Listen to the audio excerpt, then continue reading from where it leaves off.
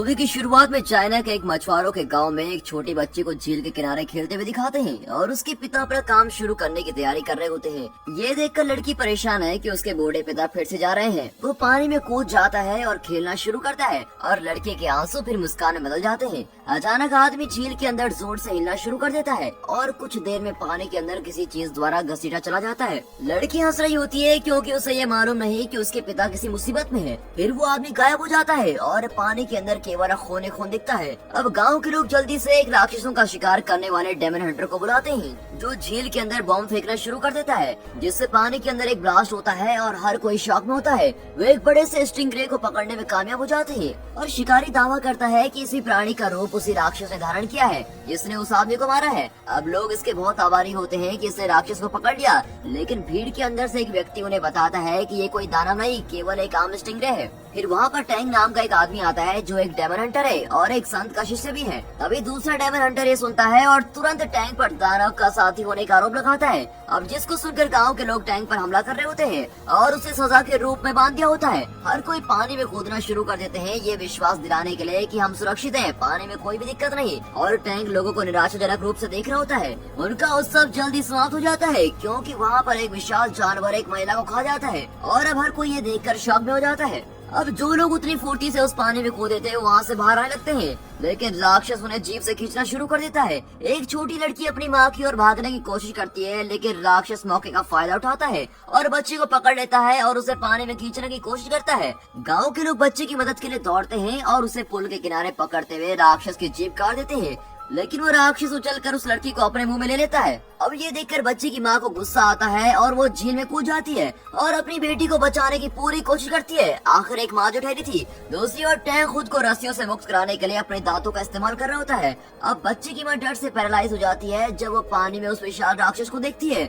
और डर से कांपने लग जाती है, लेकिन वो राक्षस उसको घूरता ही रहता है। वो अपनी बच्ची को वापस करने के लिए राक्षस से भीख मांगती है, लेकिन दानव उससे भी नहीं छोड़ता, उसको भी खा लेता है। राक्षस आसपास की बिल्डिंग को तोड़ देता है, जिससे सभी लोगों का बैलेंस बिगड़ जाता है और एक बच्ची अपने माँ से दूर झील की तरफ गिरने लगती है। लेकिन तभी टैंक रस्सियों से आजाद हो जाता है और वो प्लेटफॉर्म के पास नीचे कूदता है, जिससे वो बच्ची को बचा सके। जैसे ही राक्षस उसकी ओर बढ़ता है, टैंक उस बच्ची को पकड़ लेता है और समय पर भागने में सफल हो जाता है और फिर वो बड़े चतुराई से उस राक्षस से बच जाता है। टैंक बच्ची को उसकी माँ को वापस करता है और देखता है कि वो फेक डेमन हंटर एक कायर की तरह छुपा हुआ है। अभी दिखाते हैं कि एक भारी सी लड़की भीड़ में भाग रही है, जिसके हर कदम से वहाँ पर भूकंप जैसा फील होता है और राक्षस की ओर भागती जा रही है। वे मोटी सी लड़की प्लेटफॉर्म पर कूदती है, जिससे राक्षस हवा में उड़ जाता है। अब इससे पहले कि वो फेक डेमन हंटर वहाँ से निकले, राक्षस उसी के ऊपर कूद जाता है। अब राक्षस धीरे धीरे खुद को बदलना शुरू करता है और एक इंसान के रूप में आ जाता है। अब गांव के लोग इसको देखकर मारने की कोशिश करते हैं, लेकिन तभी टैंक उन्हें रोकता है और एक बेटर ऑप्शन रखता है। वो कई सारे इंस्ट्रूमेंट और एक बुक जिसका नाम 300 नर्सरी राइम्स है वो निकालता है और राक्षस को बुराई से अच्छाई में बदलने के लिए अपना म्यूजिकल टैलेंट दिखा रहा होता है।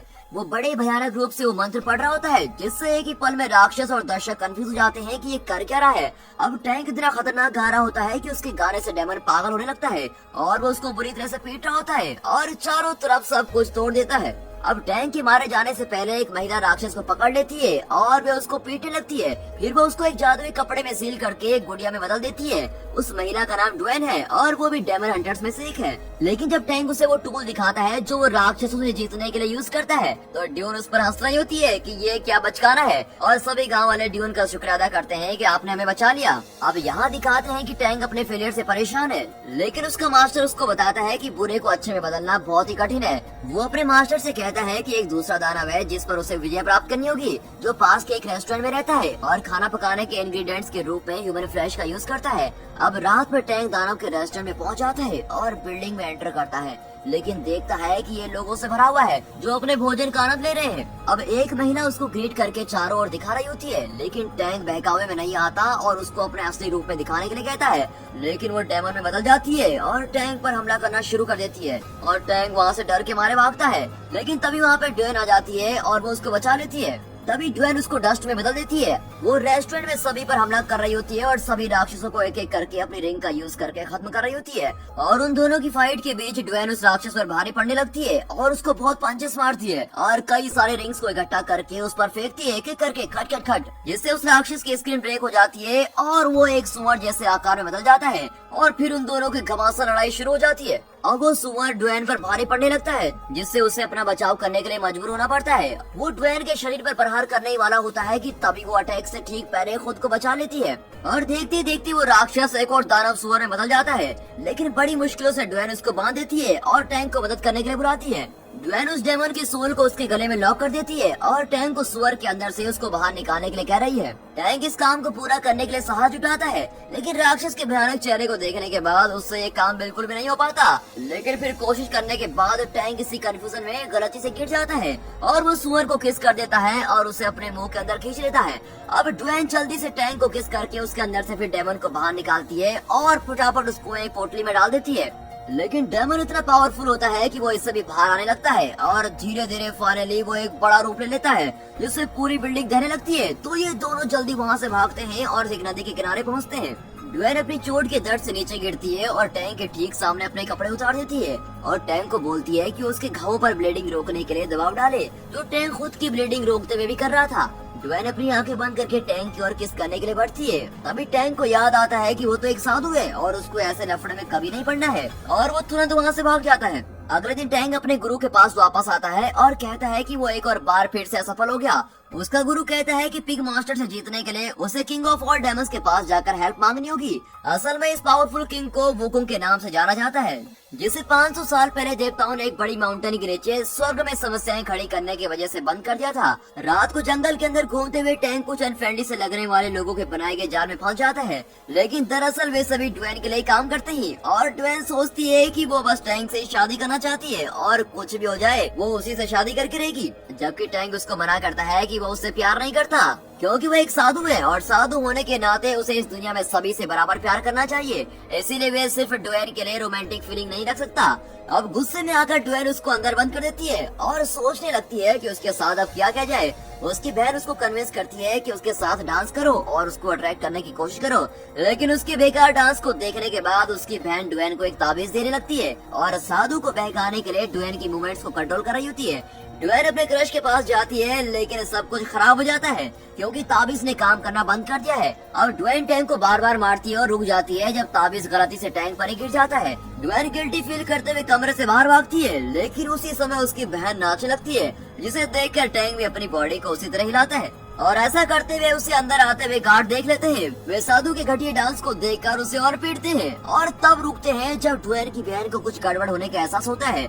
उनकी मस्ती जल्दी खत्म होती है, तभी वहाँ पर पिग डेमन आ जाता है और सभी जल्दी जल्दी अपने व्हीकल पर भाग रहे होते हैं और अपनी जान बचाने की पूरी कोशिश करते हैं, लेकिन पिग डेमन उनको पकड़ लेता है और उन पर सीधा अटैक करने लगता है। अब ड्वेन ये सब देखकर टैंक को कार से बाहर गिरा देती है ताकि डेमन उसको मार न सके, लेकिन डेमन आता है और उस व्हीकल को तबाह कर देता है, लेकिन उस क्रैश में किसी को चोट नहीं लगती। अब डेमन जल्दी सभी को खेल लेता है क्योंकि ये उनकी पिछली लड़ाई का रिवेंज लेने के लिए आया है। अब अचानक एक आदमी आता है जिसके पीछे टाइगर की परछाई रहती है। वो उस बिग मॉन्स्टर के साथ फाइट करता है और उसको वहाँ से भागने के लिए मजबूर कर देता है। अब ये पता चलता है कि वो आदमी एक डेमन हंटर है और उसका साथी द माइटी फुट और साथ में प्रिंस है और उनकी 4 सुंदर नैनीज हैं, जिन्हें प्रिंस हर समय फूल अपने ऊपर फेंकने को कहता है। अब वो तीनों इस बात पर बहस करना शुरू करते हैं कि पिग डेमन को कौन खत्म करेगा, जिसे सुनकर टैंक को बहुत गुस्सा आता है और वो कहता है कि तुम लोग केवल पैसे के लिए कर रहे हो, तुम सच्चे डेमन हंटर कहलाने लायक नहीं हो। टैंक ड्वेन से कहता है कि तुम मेरी नर्सरी राइम्स वाली बुक वापस दे दो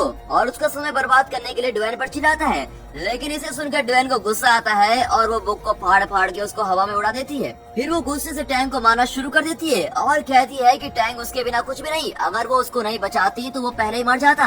अब टैंक चुपचाप उठता है और देख रहा होता है, लेकिन ड्वेन उसको जेलस फील करवाने के लिए प्रिंस के साथ फ्लर्ट करने की कोशिश करती है, लेकिन वो दूर जाता है और ये देखकर ड्वेन उसको दुखी होकर देख रही होती है। अब काफी समय तक जंगलों में यात्रा करने के बाद टैंक आखिरकार एक पहाड़ पर पहुंच जाता है जो पानी की अब्सेंस के बावजूद लिली पैड से ढका हुआ है। वो एक बड़े लिली के फूल को देखता है जो एक होल में उगा हुआ है। वो उस होल में कूदता है जहाँ एक पागल सा आदमी है और जो उसको बार बार हग और किस कर रहा होता है। टैंक सोचता है कि ये पक्का वुकोंग होना चाहिए और पिग डेमन को हराने में मदद करने के लिए उससे पूछने की कोशिश करता है, लेकिन वो आदमी केवल इस जगह को छोड़ने में दिलचस्पी रखता है और साधु से सील को हटवाने की कोशिश करता है जो उस होल में लगी हुई थी और दावा करता है कि इसमें वो राक्षस को कैप्चर कर सकते हैं। लेकिन टैंक इन छोटी छोटी चालों में नहीं पड़ता, जिसके कारण वुकोंग निराशा में भागने की कोशिश करता है, लेकिन गुफा की जितनी भी रूट्स होती है वो सब उसको अंदर खींच लेती है और इस तरह भागने के लिए सजा के रूप में उसको चोट पहुँचाना शुरू करती है। अब टैंक को उस आदमी के लिए बहुत बुरा लगता है और वो उसको एक बनाना ऑफर करता है, जिसको देखकर दानव का व्यवहार थोड़ा नरम पड़ जाता है